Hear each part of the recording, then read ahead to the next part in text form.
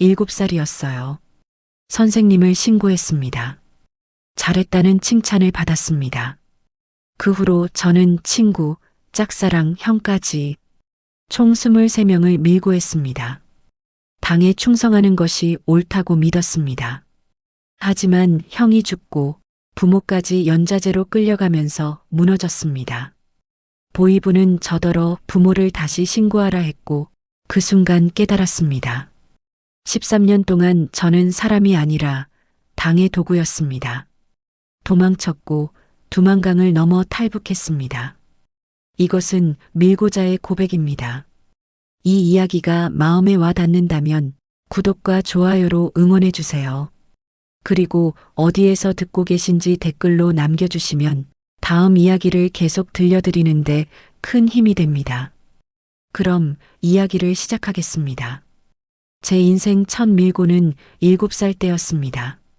선생님이었어요. 제 이름은 김철수입니다. 올해 35살입니다.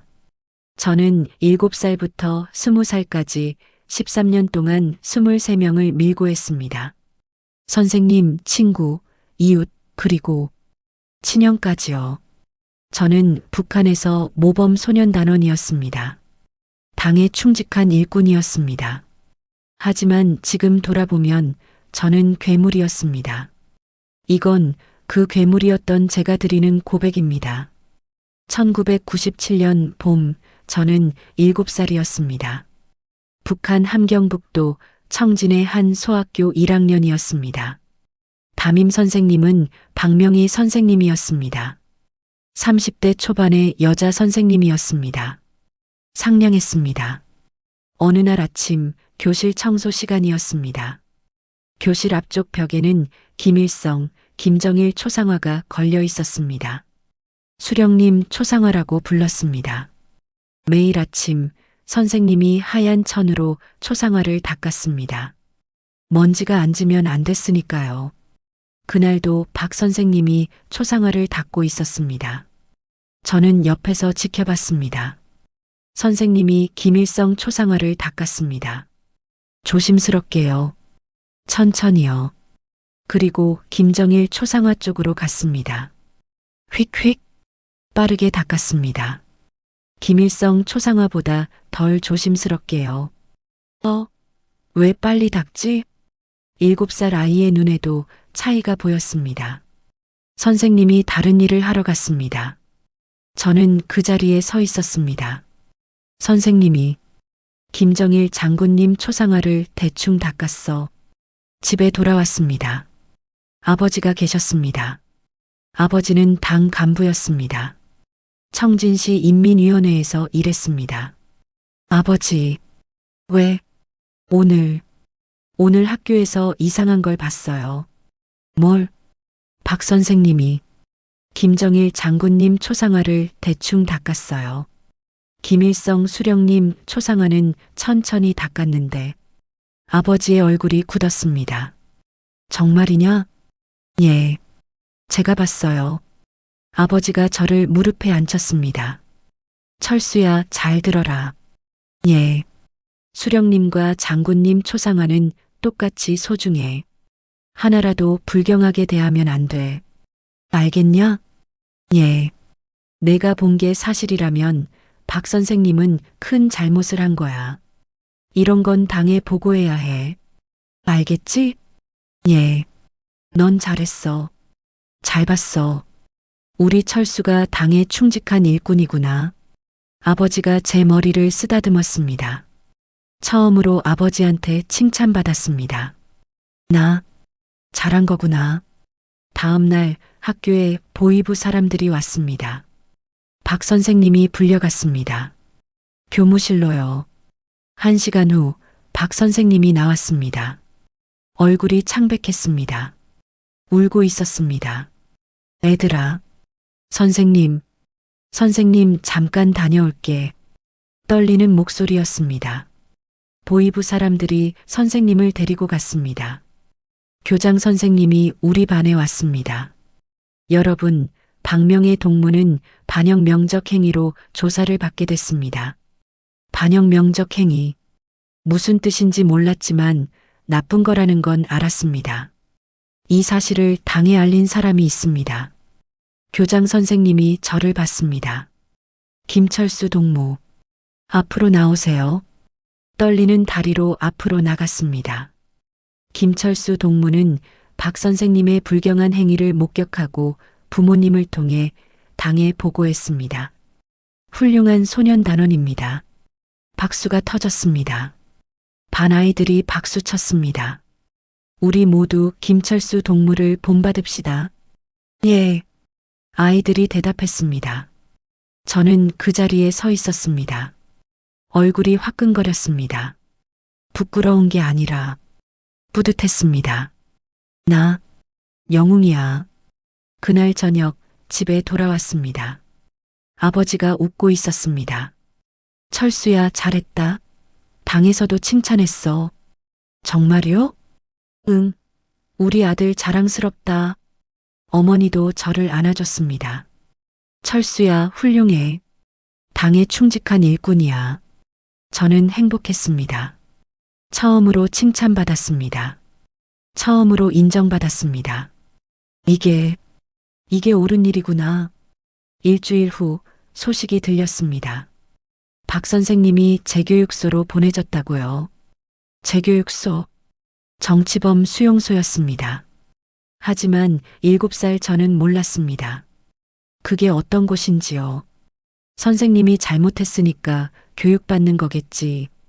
그렇게 생각했습니다. 새 담임 선생님이 왔습니다. 최 선생님이었습니다. 첫 시간 최 선생님이 말했습니다. 여러분, 우리 반에는 영웅이 있습니다. 김철수 동무입니다. 또 박수가 터졌습니다. 김철수 동무는 반영명 분자를 적발했습니다. 여러분 모두 김철수 동무처럼 당과 수령님께 충성하는 소년단원이 되어야 합니다. 예. 아이들이 저를 쳐다봤습니다. 부러운 눈으로요. 나는 특별해. 그날부터 달라졌습니다. 친구들이 저를 영웅 철수라고 불렀습니다. 선생님들도 저를 예뻐했습니다. 반장이 됐습니다. 소년단 모범단원이 됐습니다. 집에서도 대접받았습니다. 아버지가 자랑스러워했습니다. 이게 내 길이구나.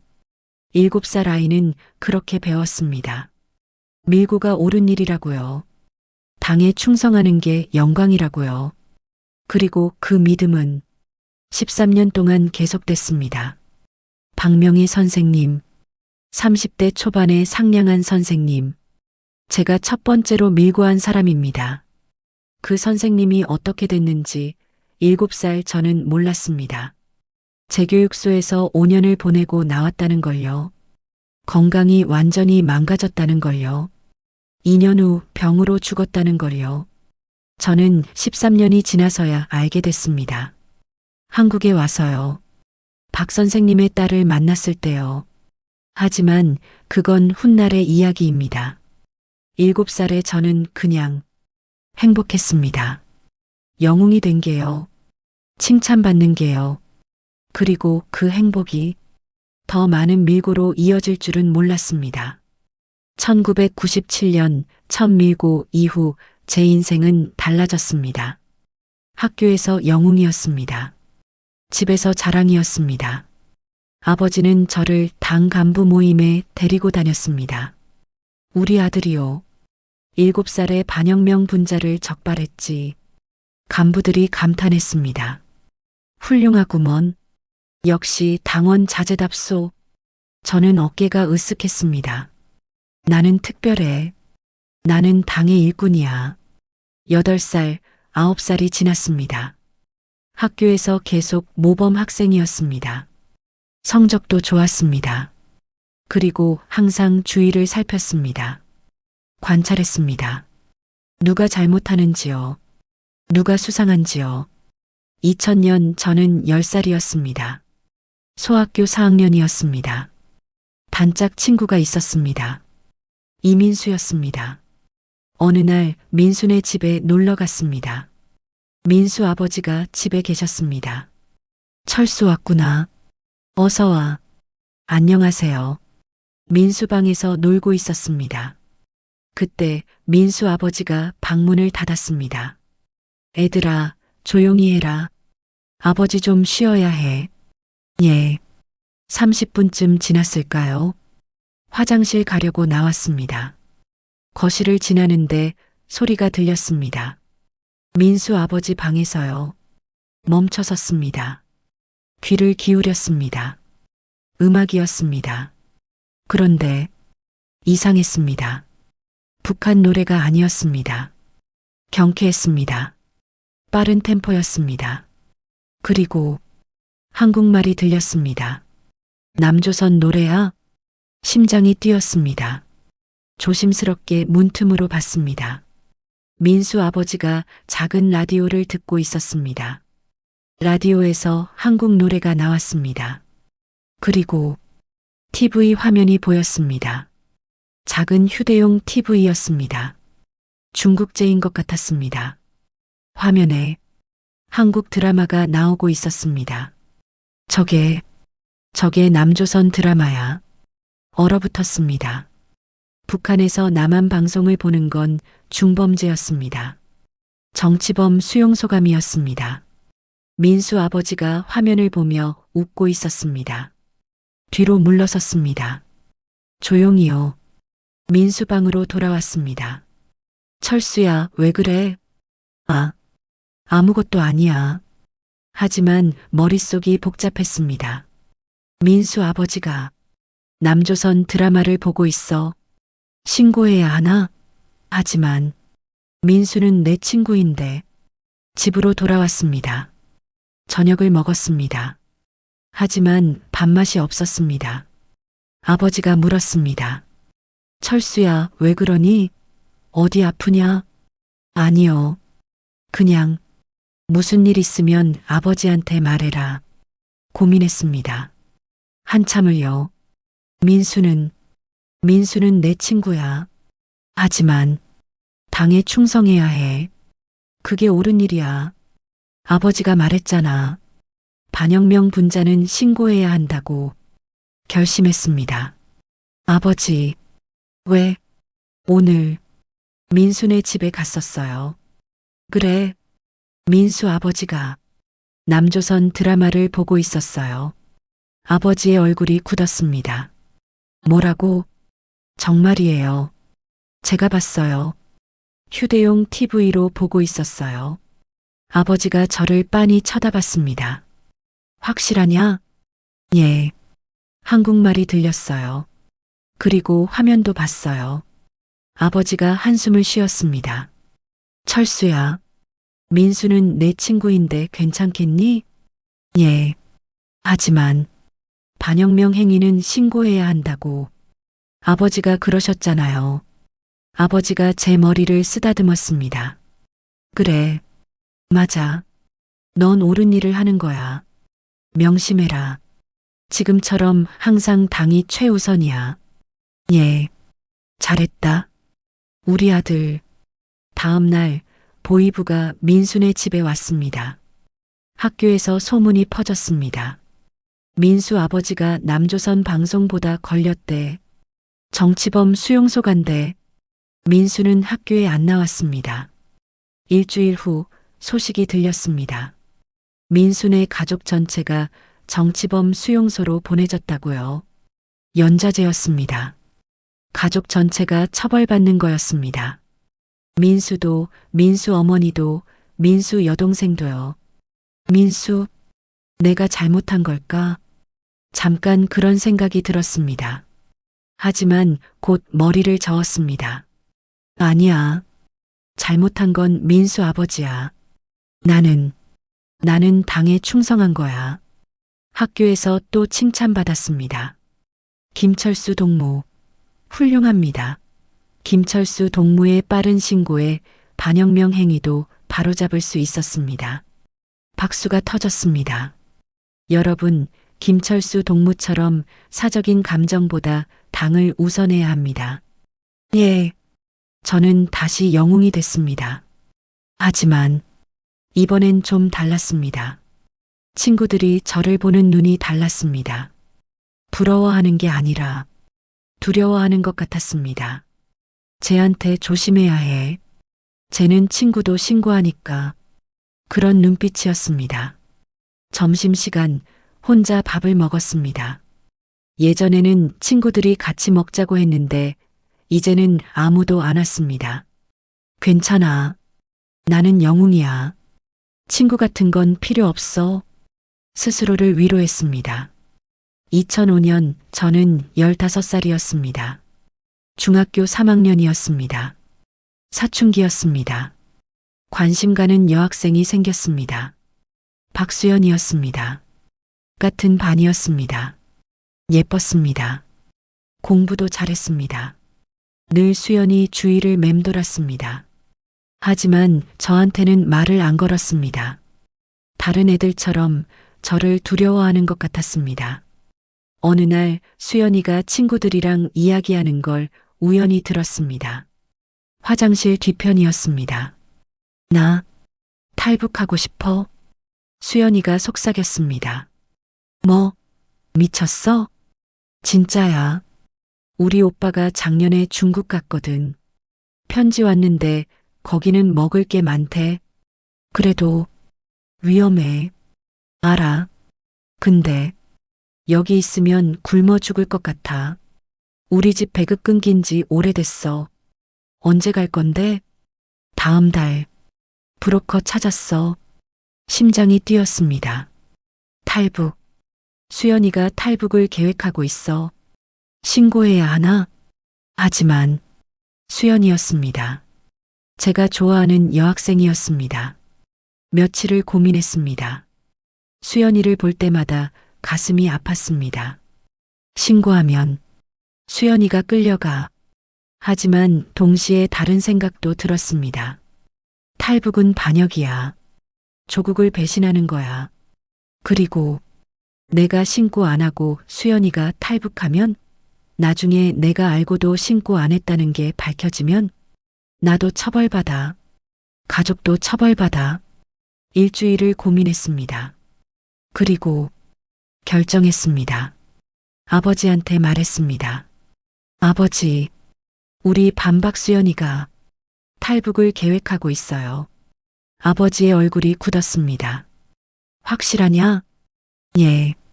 제가 직접 들었어요. 철수야. 아버지가 한숨을 쉬었습니다. 그 애를 좋아하는 거 아니냐? 예. 그런데도 신고하는 거냐? 당이 우선이잖아요. 아버지가 그렇게 가르쳐 주셨잖아요. 아버지가 저를 안아줬습니다. 잘했다. 힘들었겠지만 잘했어.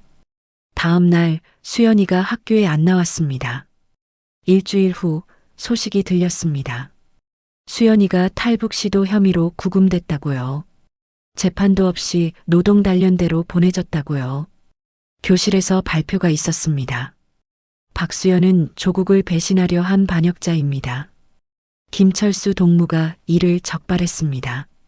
박수가 터졌습니다. 하지만 차가웠습니다. 친구들이 저를 쳐다봤습니다. 두려움, 혐오, 경멸이 섞인 눈빛이었습니다. 쟤는 좋아하는 여자애도 신고해. 그런 눈빛이었습니다. 점심시간 화장실에서 들었습니다.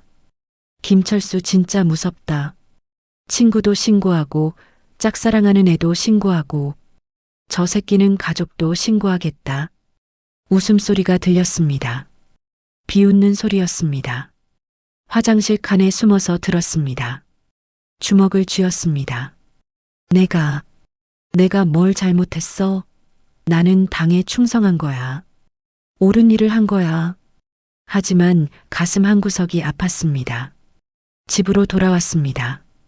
방에 혼자 앉아 있었습니다. 수연이 얼굴이 떠올랐습니다. 수연아, 미안해. 눈물이 났습니다. 하지만 곧 닦아냈습니다. 울지 마. 나는 영웅이야. 당에 충직한 일꾼이야. 거울을 봤습니다. 15살의 제 얼굴이 보였습니다. 예전과 달라 보였습니다. 눈빛이 차가워져 있었습니다.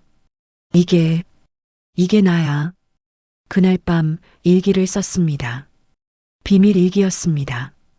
아무한테도 보여주지 않는 일기였습니다. 2005년 9월 3일. 세 번째 신고. 박수연. 탈북 시도. 총 3명. 첫 번째. 박명희 선생님 7살. 두 번째. 이민수 가족 10살. 세 번째. 박수연 15살. 3명. 그 숫자를 봤습니다. 3명. 내가 3명을. 잠깐 죄책감이 들었습니다. 하지만 곧 고개를 저었습니다. 아니야. 이건 옳은 일이야. 당을 위한 일이야. 일기장을 덮었습니다. 서랍 깊숙이 숨겼습니다. 학교에서 또 상을 받았습니다. 모범 소년단원 표창이었습니다. 무대에 올라가 상을 받았습니다. 박수가 터졌습니다. 하지만 진심이 담기지 않은 박수였습니다. 의무적인 박수였습니다. 무대 아래 학생들을 봤습니다. 박수를 치면서도 저를 보는 눈은 차가웠습니다. 쟤 조심해. 우리도 언젠가 신고당할 수 있어. 그런 눈빛이었습니다. 무대에서 내려왔습니다.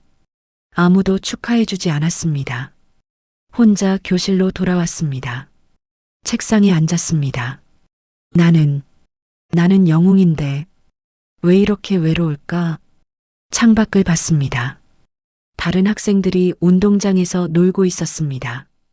웃고 떠들고 친구들과 어울렸습니다. 저는 혼자였습니다. 괜찮아.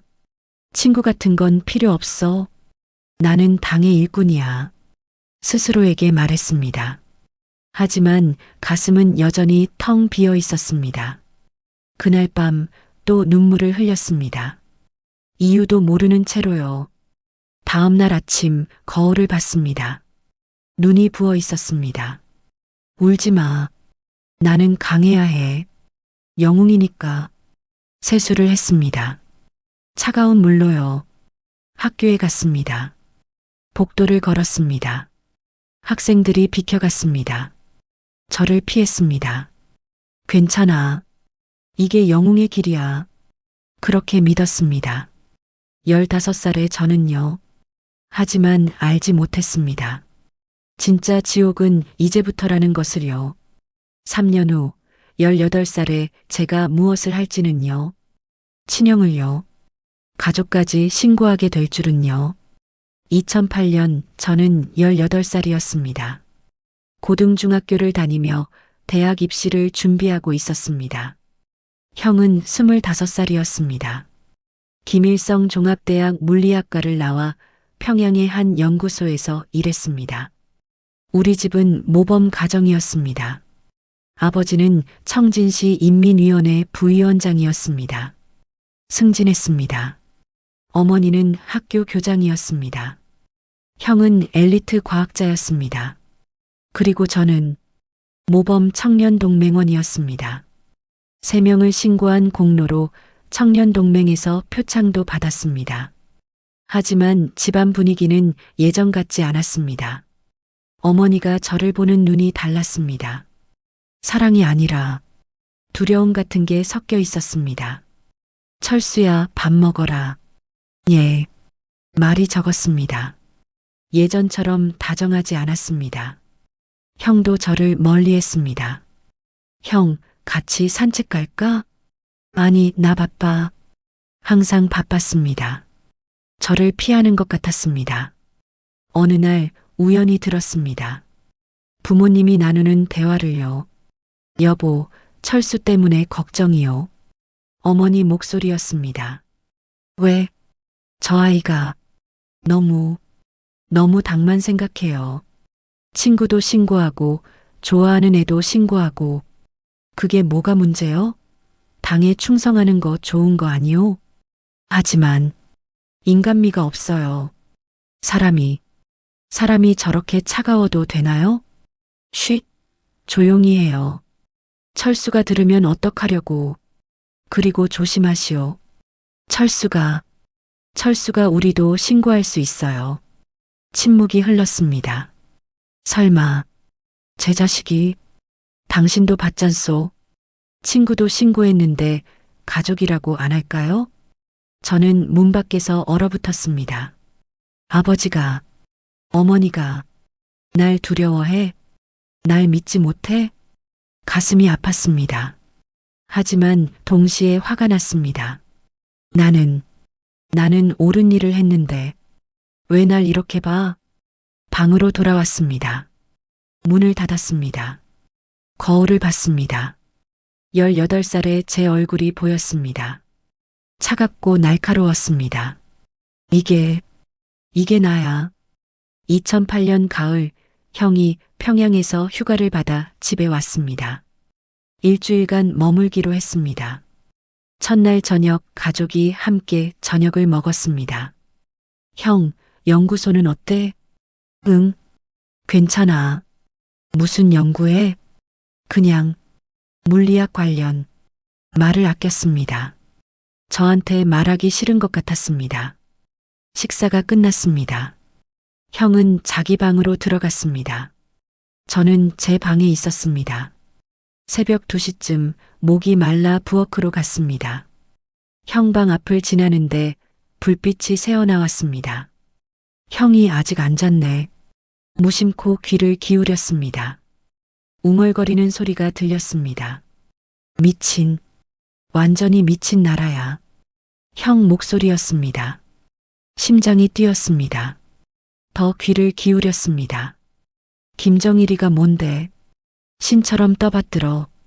개소리야. 얼어붙었습니다. 형이 수령님을 욕해? 손이 떨렸습니다. 계속 들었습니다.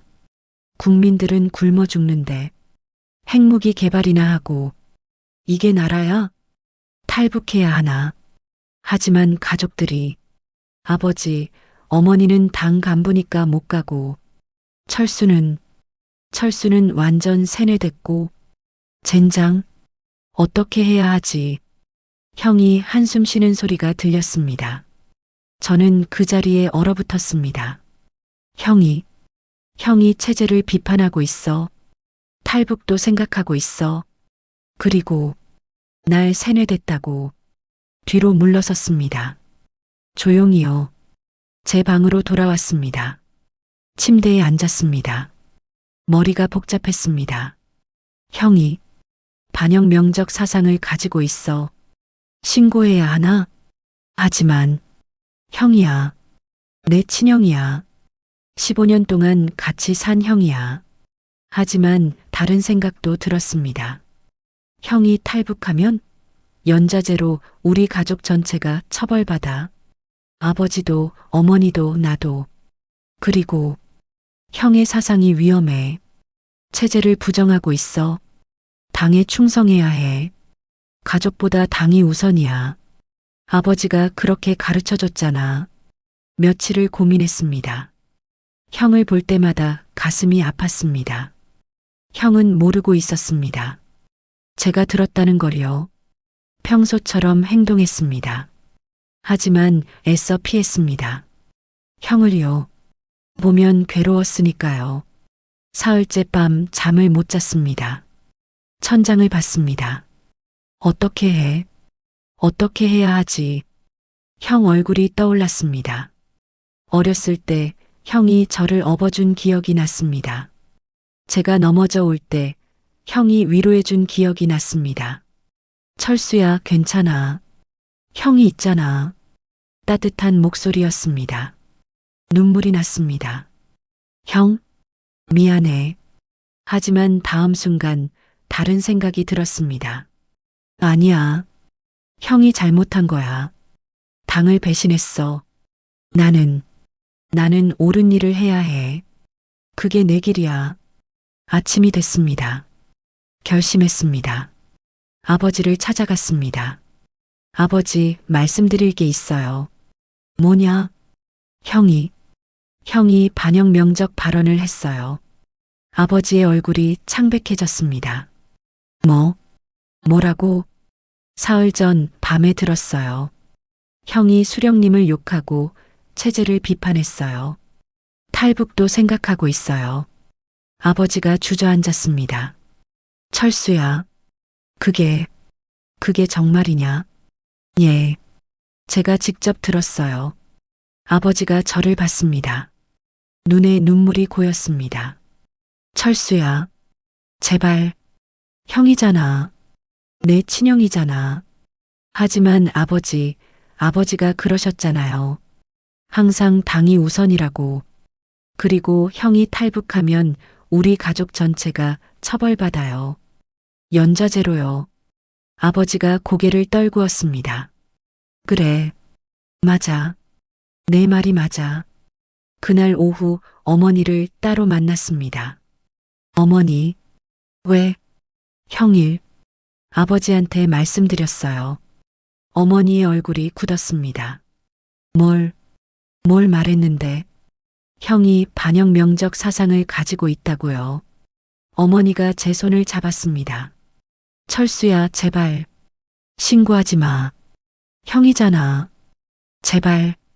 손이 떨리고 있었습니다. 어머니, 저는 당에 충성해야 해요. 철수야, 형 때문에 우리 가족이 위험해져요. 어머니가 울기 시작했습니다. 제발, 철수야, 엄마 말 들어. 형은 내 친형이야. 당이 우선이에요, 어머니. 차갑게 말했습니다. 어머니가 주저앉았습니다. 울면서요. 저는 방으로 돌아왔습니다. 가슴이 아팠습니다. 하지만 참았습니다. 이게 옳은 일이야. 그날 밤 아버지가 저를 불렀습니다. 철수야. 예. 아버지가 직접 보고하겠다. 예. 당해. 형 일을 내가 직접 신고하는 것보단 아버지가 하는 게 나을 것 같구나. 아버지의 얼굴이 늙어 보였습니다. 하룻밤 새 10년은 늙은 것 같았습니다. 알겠습니다. 철수야, 넌 옳은 일을 했다. 당을 위한 일이야. 예. 하지만 아버지 목소리에는 확신이 없었습니다. 다음 날 아침 보위부가 왔습니다. 형이 끌려갔습니다. 뭐야? 왜? 내가 뭘 잘못했어? 형이 소리쳤습니다. 보위부 요원이 말했습니다. 김철호 동무 반역 명적 발언 및 탈북 기도 혐의로 체포한다. 뭐? 내가 언제? 형이 집안을 둘러봤습니다. 아버지를 봤습니다. 어머니를 봤습니다. 그리고 저를 봤습니다. 눈이 마주쳤습니다. 형의 눈에서 모든 게 읽혔습니다. 내가 신고한 거구나. 배신감, 분노, 슬픔이 섞인 눈빛이었습니다. 철수야. 형이 떨리는 목소리로 말했습니다. 내가 형이 잘못했어요. 차갑게 말했습니다. 형이 웃었습니다. 비웃는 웃음이었습니다. 그래, 맞아. 너답니다. 친구도 신고하고 좋아하는 애도 신고한 내가 형을 신고 못할 리 없지. 형? 철수야, 넌 이미 사람이 아니야. 넌 그냥 당에 충실한 개일 뿐이야. 보위부 요원들이 형을 끌고 갔습니다. 놓으라고. 형이 저항했습니다. 하지만 소용없었습니다. 현관문이 닫혔습니다. 형이 사라졌습니다. 집안이 조용해졌습니다. 어머니가 바닥에 주저앉아 울었습니다. 철호야, 우리 철호야. 아버지는 벽에 기대어 서 있었습니다. 멍하니요. 저는 아무 말도 하지 않았습니다. 그냥 서 있었습니다. 가슴이 텅 빈 것 같았습니다. 사흘 후 또 보위부가 왔습니다. 이번에는 아버지와 어머니를 데리러요. 김성철 동무, 박명자 동무, 가족 연좌제로 재교육소 이송 명령이 내려졌습니다. 뭐라고요? 아버지가 놀랐습니다. 아들의 반혁명 행위에 대한 가족 책임입니다. 하지만 저희 아들 철수가 신고했잖습니까? 그래도 연좌제는 적용됩니다. 준비하십시오. 어머니가 저를 봤습니다. 철수야, 내가 우리 가족을 이렇게 만들었어. 어머니, 날 엄마라고 부르지 마라. 넌 더 이상 내 아들이 아니야. 어머니가 돌아섰습니다. 아버지도 저를 봤습니다. 철수야, 당을 위한 거였지? 예. 그래. 넌 옳았어. 옳은 일을 한 거야. 하지만 목소리에는 원망이 섞여 있었습니다. 부모님이 끌려갔습니다. 저는 혼자 남았습니다. 텅 빈 집에요. 거실에 앉았습니다. 조용했습니다. 너무 조용했습니다. 나는 옳은 일을 했어. 당을 위한 거였어. 가족보다 당이 우선이니까 스스로에게 말했습니다. 하지만 가슴은 무너지고 있었습니다. 형 방으로 갔습니다. 형 책상을 봤습니다. 형 침대를 봤습니다. 서랍을 열었습니다. 사진이 있었습니다. 가족 사진이었습니다. 5년 전에 찍은 거였습니다. 사진 속에 웃고 있는 우리 가족이 보였습니다. 아버지, 어머니, 형, 그리고 저. 행복해 보였습니다. 눈물이 났습니다. 으아, 울었습니다. 처음으로요. 15년 만에 처음으로 크게 울었습니다. 바닥에 주저앉아 울었습니다. 형, 어머니, 아버지, 미안해. 하지만 늦었습니다. 이미 끝났습니다. 그날 밤 일기를 썼습니다. 2008년 10월 7일, 네 번째 신고, 친형 김철호, 반영 명적 발언 및 탈북 기도, 연자제로 부모님도 재교육소, 나 혼자 남음, 총 4명, 아니 부모님까지 6명, 숫자를 봤습니다. 그 숫자가 제 가슴을 짓눌렀습니다. 나는 뭘 한 거지? 처음으로 의문이 들었습니다. 이게 정말 옳은 일이었나? 거울을 봤습니다. 18살의 제 얼굴이 보였습니다. 텅 빈 눈이었습니다. 이게 나야? 그날부터 혼자 살았습니다. 텅 빈 집에서요. 학교는 계속 다녔습니다. 하지만 아무도 저한테 말을 걸지 않았습니다. 쟤 진짜 미쳤어. 가족도 신고했대. 친형을. 부모님까지 끌려갔대. 저 새끼 진짜 괴물이야. 복도에서 들렸습니다. 귓속말로요. 하지만 제 귀에 다 들렸습니다. 점심시간 혼자 밥을 먹었습니다. 아무도 옆에 앉지 않았습니다. 텅 빈 식탁에서요. 영웅이 아니었습니다. 괴물이었습니다. 집으로 돌아왔습니다. 텅 빈 집이었습니다.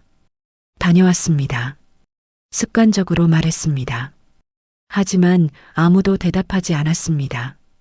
어머니의 어서와 목소리도 없었습니다. 형의 철수야, 밥 먹어 목소리도 없었습니다. 조용했습니다. 너무 조용했습니다. 방으로 들어갔습니다. 침대에 누웠습니다. 천장을 봤습니다. 나는 혼자야.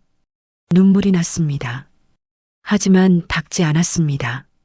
그냥 흘렀습니다. 그렇게 6개월이 지났습니다. 2009년 봄 소식이 왔습니다. 형이 죽었다고요. 재교육소에서요. 영양실조 및 폐렴으로 사망이라고 했습니다. 형 나이 25살이었습니다. 장례식도 없었습니다. 시신도 받을 수 없었습니다. 그냥 사라졌습니다. 제가 신고한 지 6개월 만이었습니다. 그 소식을 듣고 저는 무너졌습니다. 형이 죽었어. 내가 죽인 거야. 처음으로 깨달았습니다. 제가 무엇을 했는지를요. 제가 얼마나 끔찍한 일을 했는지를요. 그날 밤 일기를 꺼냈습니다. 총 6명이라고 쓴 부분을 봤습니다. 펜을 들었습니다. 형 사망 2009년 4월 3일 적었습니다. 손이 떨렸습니다. 나는 살인자야. 그날 밤 결심했습니다. 이제 그만이야. 더 이상은 신고하지 않을 거야. 하지만 너무 늦었습니다. 이미 6명이었습니다. 이미 형은 죽었습니다. 돌이킬 수 없었습니다. 2010년 여름 형이 죽은 지 1년이 지났습니다. 저는 20살이었습니다. 혼자였습니다. 완전히요. 먹고 살기 위해 시장에서 물건을 팔았습니다. 집에 있던 것들을요. 어머니의 옷, 형의 책, 식기들 하나씩 팔았습니다. 사람들이 저를 피했습니다. 저 밀고자 새끼, 가족도 판 놈, 수군거림이 들렸습니다. 하지만 참았습니다. 나는 당을 위해 한 거야. 옳은 일을 한 거야. 당에서 분명 저를 찾아줄 테니까요. 저는 당의 영웅이니까요. 아직도 그렇게 믿으려 했습니다. 이렇게 생각해야만 살 수 있었습니다. 죄책감에서 벗어날 수 있었습니다. 어느 날 집에 누군가 찾아왔습니다. 보이부 요원이었습니다. 똑똑똑 문을 두드렸습니다. 심장이 뛰었습니다. 문을 열었습니다. 김철수 동무 맞나? 예. 출두 명령이다. 내일 오전 10시 보이부로 나오라. 무슨 일입니까? 가면 안다. 요원이 떠났습니다. 문을 닫았습니다. 손이 떨렸습니다. 왜 나를 부르지? 정말로 나를 불러주는 건가?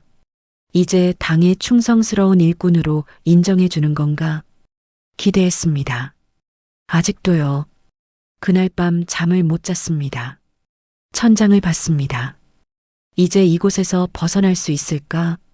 당당하게 당원이 되면 이곳에서 벗어날 수 있어. 더 이상 아무도 날 함부로 대하지 못해. 여전히 당을 믿고 있었습니다.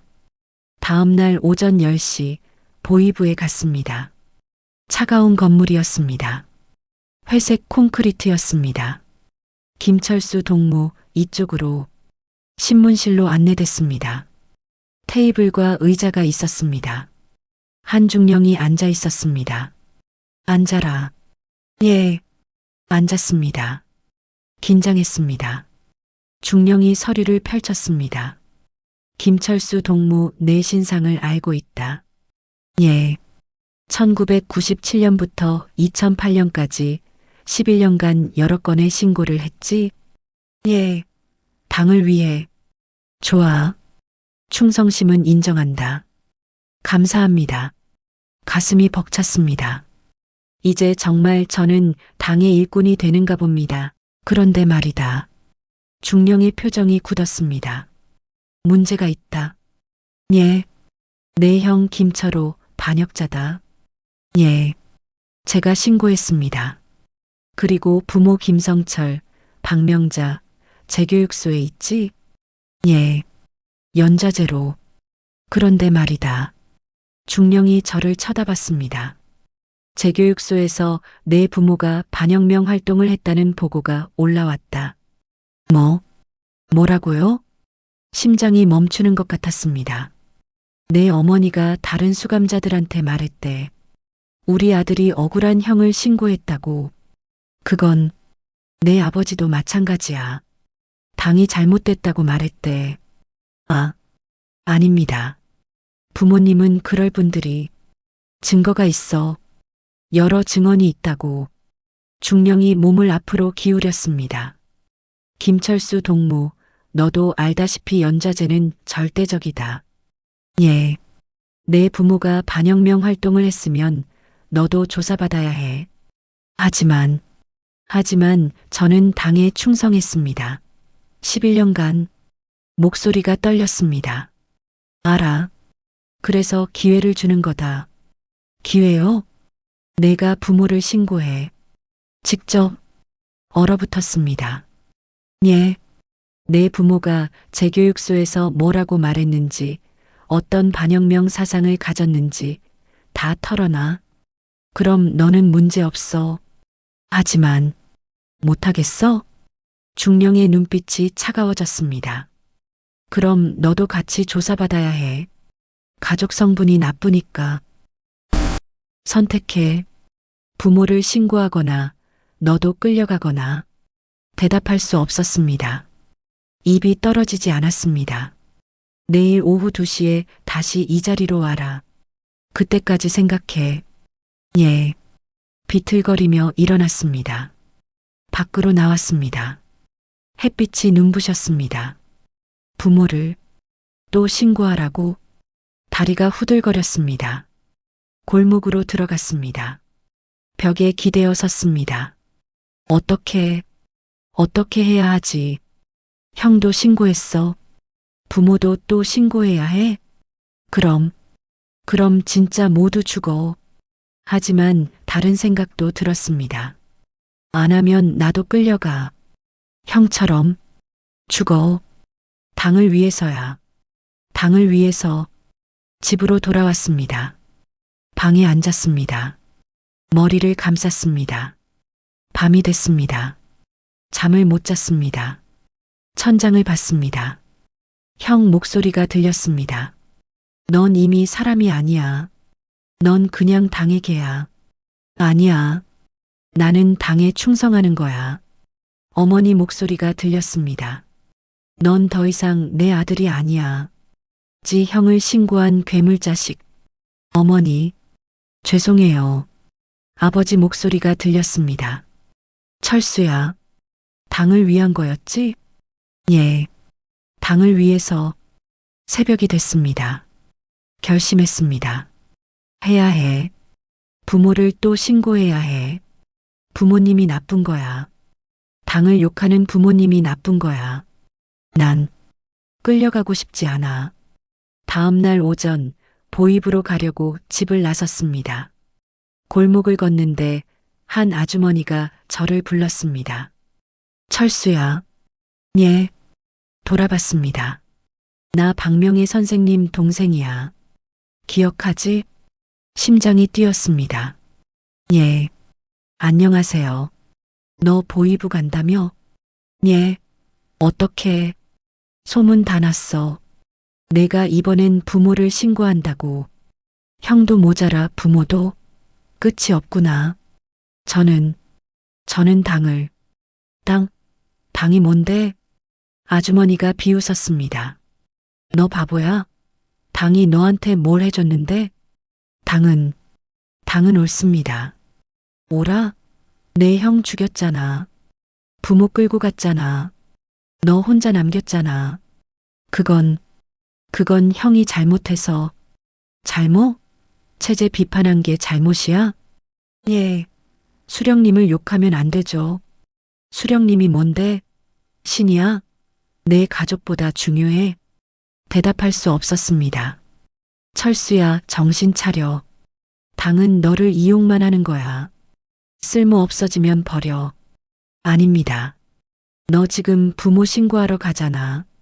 그럼 다음엔 뭐야? 왜 나도 신고할래?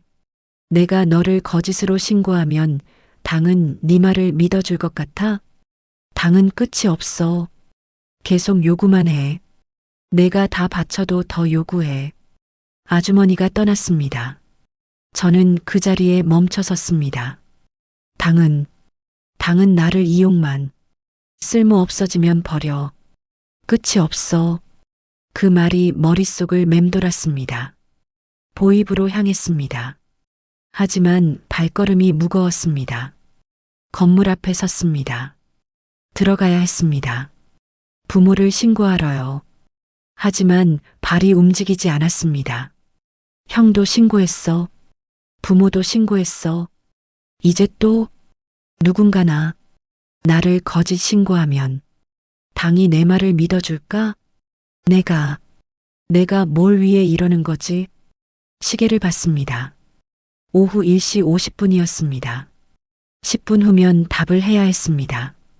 들어갔습니다. 건물 안으로요. 복도를 걸었습니다. 신문실 앞에 섰습니다. 문을 열려고 손을 뻗었습니다. 그 순간 형 얼굴이 떠올랐습니다. 철수야, 넌 넌 그냥 당에 철저한 세뇌자야. 손이 멈췄습니다. 세뇌. 나는 영웅인 아이라 세뇌당한 건가? 13년 동안 당을 위해 충성하며 살았어. 친구도 신고했어. 형도 신고했어. 그런데 당은 나한테 뭘 해줬지? 형은 죽었어. 부모는 재교육소에 있어. 나는 혼자야. 친구도 없어. 가족도 없어. 아무것도 없어. 그리고 나를 불러주지도 않아. 그런데 또 부모를 신고해. 그럼 진짜 끝이야. 모두 형처럼 죽을 거야. 손을 내렸습니다. 뒤로 물러섰습니다. 안 돼. 이건 안 돼. 더 이상은 못해. 돌아서서 뛰었습니다. 복도를 달렸습니다. 계단을 뛰어내려갔습니다. 건물 밖으로 나왔습니다. 계속 뛰었습니다. 골목으로, 뒷길로, 사람들 사이로 뛰었습니다. 숨이 찼습니다. 하지만 멈추지 않았습니다. 30분을 뛰었습니다. 시장에 도착했습니다. 밀수꾼을 찾았습니다. 아저씨, 왜, 무슨 일이야? 숨을 헐떡였습니다. 도와주세요. 제발, 뭘, 중국으로 가게 해주세요. 남자가 저를 쳐다봤습니다. 너 그 밀고자 아니냐? 예. 하지만, 저는, 왜 중국 가려고? 보이부가 저를 잡으러. 뭐, 보이부가 너를? 예. 제가 명령 거부했어요. 너가 밀고자 새끼가? 예. 더 이상은 못하겠어요. 남자가 웃었습니다. 비웃는 웃음이었습니다. 당에 충성하던 새끼가 이제 와서 배신? 웃기네. 죄송합니다. 하지만 제발 주위를 둘러봤습니다. 보이부가 올까 봐요. 돈은 없어요. 하지만 손목에 차고 있던 아버지의 시계를 풀렀습니다. 가족이 끌려간 후로 늘 차고 다니던 거였습니다. 스위스제 시계였습니다. 오메가였습니다. 아버지가 당 간부 표창으로 받은 거였습니다. 아버지의 자랑이었습니다. 마지막 남은 귀중품이었습니다. 이거 드릴게요. 손이 떨렸습니다. 남자가 시계를 봤습니다. 오메가? 진짜네. 예. 비싼 거예요. 아버지가 이걸론 좀 부족한데. 제발이요. 이게 전부예요. 새끼 손가락에 반지도 뺐습니다. 어머니의 반지였어요. 결혼 반지였습니다. 어머니가 재교육소 가기 전 미처 챙겨가지 못한 거였습니다. 이것도요. 전부예요. 제가 가진 거. 남자가 시계와 반지를 받았습니다. 한참 쳐다봤습니다. 좋아. 좀 부족하긴 하지만 마침 오늘 밤 계획이 있으니 1명 정도 더 끼워주지. 정말요? 오늘 밤 11시. 온성군 남양 쪽 두만강변. 폐농장 창고 뒤편. 알지? 모르는데요. 그럼 가는 길 알려줄게. 여기서 북쪽으로 쭉 가. 큰 길 피하고 산길로. 2시간쯤 걸어. 폐농장 보이면 창고 뒤편으로 와. 11시 칼같이. 늦으면 간다. 온성군 남양. 폐농장 창고. 중얼거리며 외웠습니다. 알았어. 11시 칼같이 와. 남자가 떠났습니다. 시계를 봤습니다. 오후 3시였습니다. 8시간. 온성군 남양. 북쪽으로. 산길로. 2시간. 폐농장 창고. 되뇌이며 집으로 뛰어갔습니다. 뒷골목으로 갔습니다. 보이부를 피해서요. 집 근처에 도착했습니다. 조심스럽게 살폈습니다. 창밖을 봤습니다. 언제 보이부가 들이닥칠지 모르는 한시가 급박한 상황이었습니다. 뒷문으로 들어갔습니다. 서둘러 배낭을 꺼냈습니다. 뭘 챙기지? 시간이 없어. 빨리. 닥치는 대로, 손에 잡히는 대로 쑤셔 넣었습니다. 돈이 될 만한 것들은 모두 쑤셔 넣었습니다. 손에 잡히는 대로 배낭에 쑤셔 넣으며 입으론 계속 중얼거렸습니다. 온성군 남양, 산길로, 폐농장, 잊을까 봐요. 현관 쪽에서 소리가 들렸습니다. 김철수, 나와. 보이부였습니다. 심장이 아래로 쿵 하고 떨어지는 것 같았습니다. 숨소리도 내지 못한 채 조심스럽게 뒷걸음질 쳤습니다. 그리고 뒷문으로 나갔습니다. 조용히요. 다행히 보이부는 아직 뒷문의 존재를 모르는 것 같았습니다. 조용히 담을 넘어 골목으로 숨었습니다. 문부서, 저 멀리서 보이부 요원들의 목소리가 들렸습니다. 북쪽, 산길로 2시간 뛰기 시작했습니다. 골목을, 뒷길을, 산길을 뛰었습니다. 해가 지기 시작했습니다. 계속 뛰었습니다. 온성군 남양, 폐농장, 11시, 되뇌었습니다. 계속요. 어둠이 내렸습니다. 산길을 걸었습니다. 조심스럽게요. 한참을 달리다 보니 폐농장이 보였습니다. 저기다. 창고 뒤편으로 갔습니다. 노을이 짙게 깔리시 시작할 때쯤 폐농장 뒤편으로 숨었습니다. 습관적으로 시계를 봤습니다. 손목엔 시계가 없었습니다. 몇 시인 줄 몰라 답답했지만 이제 막 노을이 지기 시작했으니 11시가 되려면 시간은 충분한 것 같았습니다. 잠시 앉아서 숨을 골랐습니다. 도망쳤어. 보이부에서. 이제 돌아갈 수 없어. 손이 떨렸습니다. 13년간 믿었던 모든 게 무너졌습니다. 당을 위해서, 당에 충성해서, 그게 옳은 일이라고. 하지만 당은 나한테 아무것도 안 해줬어. 형을 죽였어. 부모를 끌고 갔어. 나를 혼자 남겼어. 그리고 또 요구해. 더 신고하라고. 부모까지. 끝이 없어. 당은 끝이 없어. 분노가 치밀었습니다. 13년을 당을 위해 살았는데, 가족까지 희생했는데, 그런데 나한테 돌아온 건 배신이야. 영웅인 나에게 기회조차 주지 않고 나까지 연자제로 만들다니. 주먹을 쥐었습니다. 당, 나를 배신한 당. 증오가 느껴졌습니다. 처음으로요. 13년간 충성했던 당에 대한 증오였습니다. 시간이 흘렀습니다. 앞이 구분이 안 될 정도로 짙은 어둠이 깔릴 때쯤 인기척이 들렸습니다. 밀수꾼이었습니다. 그리고 다른 사람 3명이 있었습니다. 왔구나. 예. 자, 이제 출발한다. 조용히 따라와. 강으로 향했습니다. 두만강이었습니다. 강물 소리가 들렸습니다. 어둠 속에서요. 저기 보이냐? 저 건너편이 중국이다. 불빛이 보였습니다. 중국 마을의 불빛이었습니다. 저기가 자유구나. 자, 이제 건너. 물이 차가워. 조심해. 강으로 들어갔습니다. 물이 무릎까지 왔습니다. 차가웠습니다. 9월인데도 차가웠습니다. 천천히 걸었습니다. 조심스럽게요. 뒤를 돌아봤습니다. 북한이 보였습니다. 어둠 속의 나라였습니다. 안녕. 거짓의 나라. 당. 나를 배신한 당.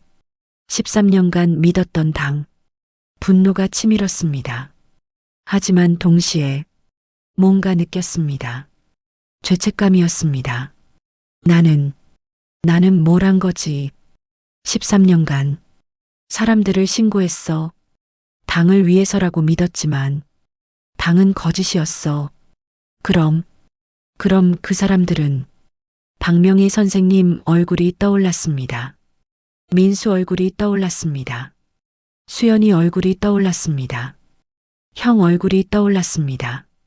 미안해, 미안해. 물이 허리까지 왔습니다. 배낭을 머리 위로 들었습니다. 계속 걸었습니다. 중국 쪽 강변이 가까워졌습니다. 마지막 힘을 다해 걸었습니다. 드디어 땅을 밟았습니다. 중국 땅이었습니다. 숨어. 빨리. 숲을 속으로 숨었습니다. 숨을 헐떡였습니다. 뒤를 돌아봤습니다. 두만강 건너편 북한이 보였습니다. 어둠 속의 나라였습니다. 안녕. 아무 감정도 없었습니다. 충성도, 애정도, 그리운 것도 없었습니다. 오직 분노만 있었습니다. 나를 배신한 나라, 나를 이용만 한 나라, 거짓의 나라. 밀수꾼이 말했습니다. 자, 이제 움직인다. 중국 마을까지 가야 해. 일어났습니다. 걸었습니다. 중국 마을로요. 그날 밤 2010년 3월 15일 저는 북한을 떠났습니다. 13년간의 충성을 버리고요. 당에 대한 증오를 안고요. 하지만 아직 몰랐습니다. 진짜 지옥은 이제부터라는 것을요. 한국에서 시작될 거라는 것을요. 2010년 저는 두만강을 건넜습니다. 그날 이후 북한 땅을 다시 밟은 적은 없습니다. 하지만 제 안의 북한은 아직도 떠나지 않았습니다. 지금 이 글을 쓰고 있는 저는 한국에 온 지 15년이 넘은 탈북민 김철수입니다. 처음 한국에 도착했을 때 저는 자유가 뭔지도 몰랐습니다. 자유는 편안함이 아니었습니다. 혼란이었습니다. 이제 신고 안 해도 된다고 했지만 저는 누구의 말도 쉽게 믿을 수 없었습니다. 모든 말 뒤에 의도가 있을 것 같았고 모든 질문엔 정답이 있을 것 같았습니다. 저는 여전히 밀고할 상대를 본능적으로 찾고 있었습니다. 하나원에서는 제 정체를 숨겼습니다. 북한에서 무슨 일 하셨나요? 공장 기술자였습니다. 거짓말이었습니다. 저는 기술자가 아니었습니다. 저는 밀고자였습니다. 사람을 팔아 칭찬을 얻고 사람을 넘겨 영웅이 되었던 괴물이었습니다. 탈북민 정착 지원을 받으며 서울에 살게 되었습니다. 처음엔 꿈이 생겼습니다. 나도 이제 새 삶을 시작할 수 있겠구나. 하지만 곧 깨달았습니다. 저는 남들이 말하는 희망을 가질 자격이 없는 사람이었습니다. 2013년 우연히 인터넷 뉴스에서 이름을 보았습니다. 북한 정치범 수용소 출신 교사, 한국 정착 후 인터뷰 공개. 클릭했습니다. 사진 속 여자는 저보다 5살쯤 어려 보였습니다. 박정년 함경북도 청진 출신. 그 이름을 보는 순간 저는 모니터를 덮었습니다. 하지만 늦었습니다. 이름이 떠올랐습니다. 박명희 선생님. 제가 7살 때 처음으로 신고했던 그 선생님의 딸이었습니다. 그녀는 인터뷰에서 말했습니다. 어머니는 평생을 억울하게 살았습니다. 아무 잘못도 없이 수용소에 끌려갔고 건강이 망가졌고 풀려난 지 2년 만에 병으로 돌아가셨습니다. 왜 그런 일이 벌어졌냐고요? 한 아이의 밀고 때문이었습니다. 7살짜리 아이요. 당에 충성하려고 선생님을 팔았대요. 저는 온몸이 얼어붙었습니다. 컴퓨터 앞에서 멍하니 앉아 있었습니다. 그 아이가 저였습니다. 그날 밤 술을 마셨습니다. 처음으로요. 그리고 박정현 씨에게 이메일을 보냈습니다. 저는 당신 어머니를 신고한 사람입니다. 저는 김철수입니다. 북한에서 온 탈북자입니다. 저는 그날 이후 한 번도 잊은 적이 없습니다. 정말 죄송합니다. 용서받을 수 없다는 걸 압니다. 하지만 고백하고 싶었습니다. 당신의 어머니를, 당신의 삶을 망가뜨린 책임은 저에게 있습니다.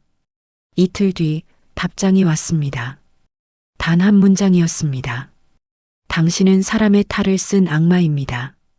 그 말을 받고 저는 다시는 답장을 보내지 않았습니다. 받아줄 리 없다는 걸 알면서도 그래도 전 말하고 싶었습니다. 고백하고 싶었습니다. 그 후 저는 여러 명에게 사과 메일을 보냈습니다. 민수의 친척에게, 수연의 이모에게, 형이 다니던 연구소 동료에게도 어떻게든 연결고리를 찾아서 보냈습니다. 하지만 아무도 답장을 주지 않았습니다. 혹은 욕설만 돌아왔습니다. 미쳤냐? 이제 와서 고백? 우릴 2번 죽이냐? 용서? 그런 건 없어. 그들이 맞았습니다. 저는 용서받을 수 없습니다. 그래서 지금 이렇게 글을 씁니다. 사과를 받기 위한 것도 아닙니다. 그저 제가 살아있다는 증거로 남기고 싶었습니다. 하지만 저는 탈북자가 아닙니다. 저는 배신자입니다. 가족을, 친구를, 스스로를 모두 배신한 사람입니다. 제가 이 글을 처음 쓰기 시작한 건 2025년 1월 1일입니다. 새해 첫날, 사람들이 다짐을 하는 날, 저는 저 자신에게 약속했습니다. 이 글은 누구를 위한 것도 아닙니다. 사람들은 탈북민을 용기 있는 사람들이라 부릅니다. 이제부터 나는 누구도 밀고하지 않는다. 나는 다시는 누구도 해치지 않는다. 나는 사람이 되기 위해 산다. 누가 말했습니다. 진짜 사과는 행동으로 하는 것이라고. 그래서 저는 고백하고 나서고 봉사하며 삽니다.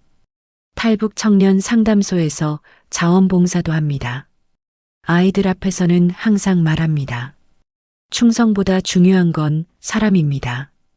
아이들은 이해 못하겠다는 눈치입니다. 괜찮습니다. 그 아이들이 저처럼 되지 않길 바랄 뿐입니다. 이제 저는 말할 수 있습니다. 저는 당에 충직한 일꾼이 아니었습니다. 저는 괴물이었습니다. 그리고 지금은 사람이 되고 싶을 뿐입니다. 에필로그 2025년 현재 저는 서울의 작은 고시원에 살고 있습니다. 직업은 택배 상하차입니다. 어깨는 늘 아프고 손톱은 깨졌지만 마음은 점점 무뎌지고 있습니다. 그게 제가 살 수 있는 방법입니다. 이 고백이 누구에겐 증오의 재확인이 될 수도 있고 누군가에겐 단 한 번의 생각거리일 수도 있겠지요. 하지만 이건 제 인생에서 처음이자 마지막으로 정직한 고백입니다.